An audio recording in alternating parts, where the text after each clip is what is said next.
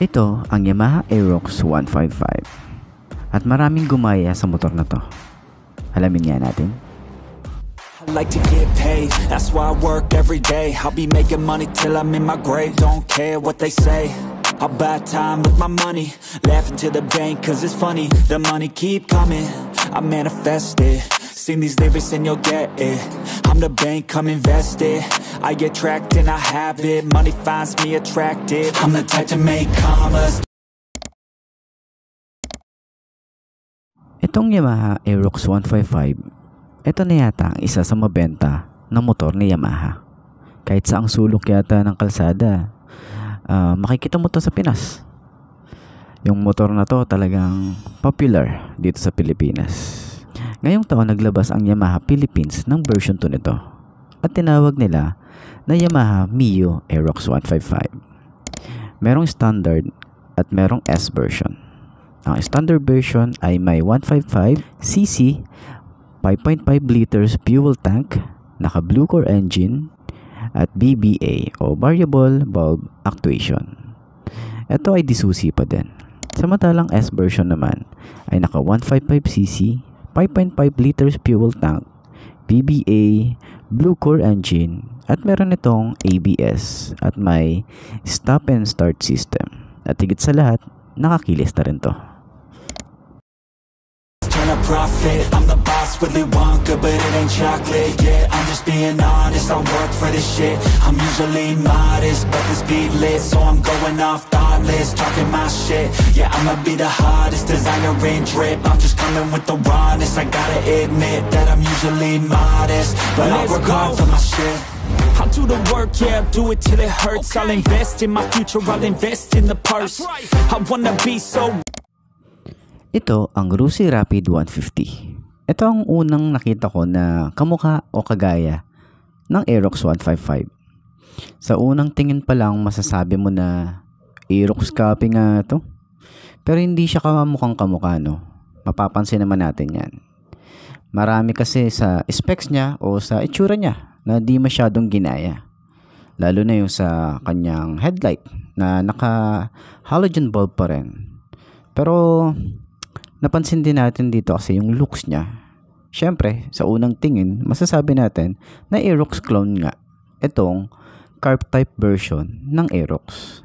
Ito yung Rusi Rapid 150. Kung naghahanap ka ng murang alternatibo kamukha ng Aerox, dito ka na sa Rusi Rapid 150. Pangmasa, ang presyo nito, abot kaya kahit sino. Mapamayaman o nasa level lang.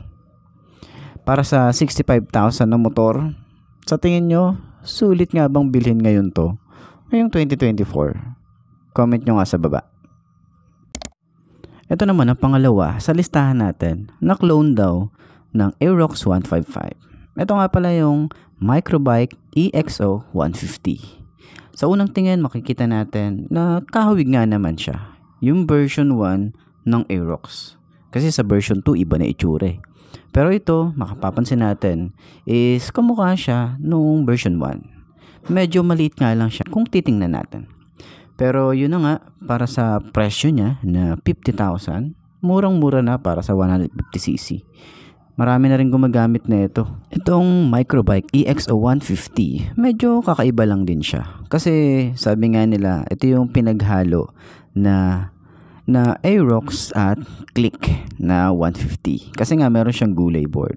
At mapapansin natin dito, mas maganda yung specs nito compare kay Rapid 150, yung kay Rusi. Kasi ito maangas yung kanyang datingan nung headlight, naka-LED lahat ng ilaw. Kaya masasabi natin na medyo lamang pagdating sa presyo at saka sa specs. Lamang talaga to para sa akin. Kasi maganda na yung itsura nito eh. Yung tipong naka-Aerox ka na, tapos naka-Click ka pa. O, diba? Astig, diba? Ito kasing si Microbike, medyo hindi sila masyado nagpo-focus doon sa pinaka talagang clone.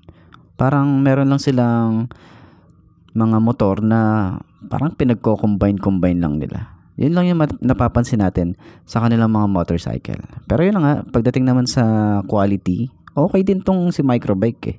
Nasa paggamit lang talaga yan. So ano, sa tingin nyo, sulit din ba to? Comment nyo nga rin sa baba. Pero ngayon, isa sa pinakamaingay or pinag-uusapan na motorcycle na kamukhang kamukha daw ng Aerox 155. Ito yung FKM Fyro 175. So, tingnan nga natin.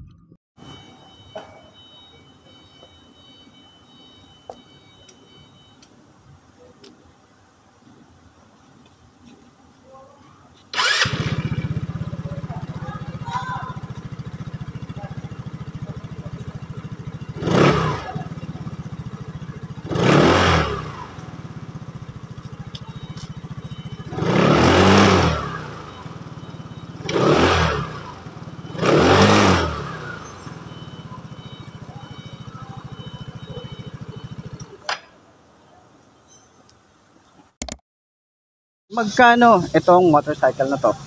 So ito ay nagkakahalaga ng 89,800 para sa presyo niya na 175cc. Masasabi ko na very competitive, maganda, premium yung kanyang looks.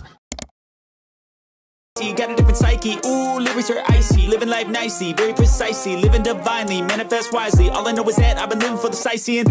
Been around the world for a visit, first class ticket. Man, I'm in it, man, I'm winning. I don't have no limit. If I want it, then I get it. If she want it, then she get it. I ain't never done finished, I'm a giver. I've been giving first place. I've been winning 6 shots, head spinning. But I still keep ripping and I still keep hitting 2 ways. I'm splitting all in, I'm risking it all. Yeah, I don't ever fall, yeah. But if I do, I get back up, stand.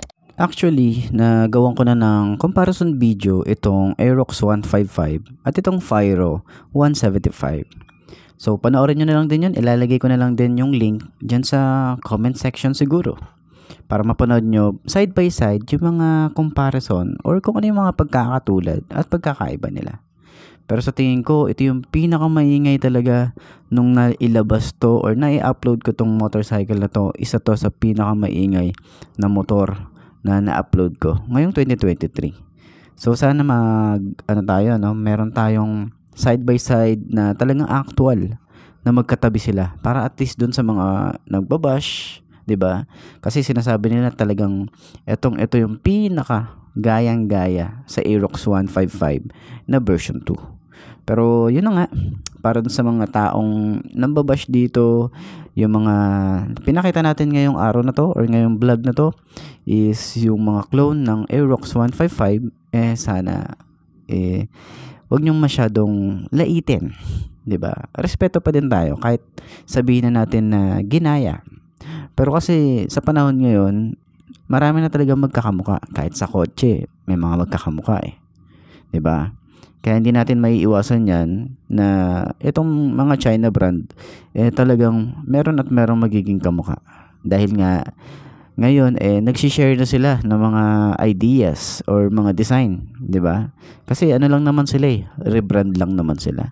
Kaya huwag kayong magagalit dun sa mga brand katulad ng Rusi, ng Microbike, ng FKM. Nagre-rebrand lang naman sila ng mga motorcycle na dinadala dito sa Philippines. Kaya no to brand wars pa rin tayo. Okay? Admit that I'm usually modest, but I work hard for my shit.